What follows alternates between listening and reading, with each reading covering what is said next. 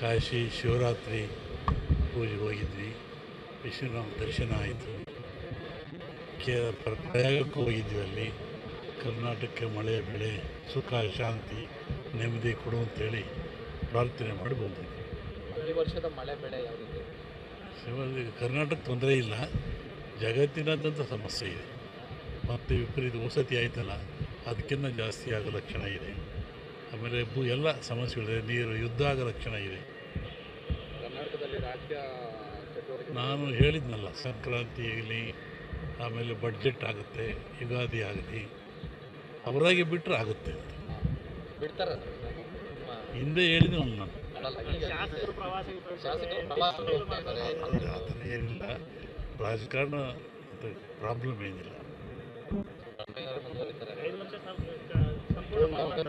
ಒಳ್ಳೆಯದಾಗಲಿ, ಎಲ್ಲರಿಗಾಗಲಿ. ಶಿವಕುಮಾರ್ ಆತ್ಮೀಯ ಪರಮೇಶ್ವರ್ ಅವರು ಬೇಕಾದರೆ ಆಗಲಿ, ಎಲ್ಲರಿಗೂ ಆಗಲಿ ಒಳ್ಳೆಯದು.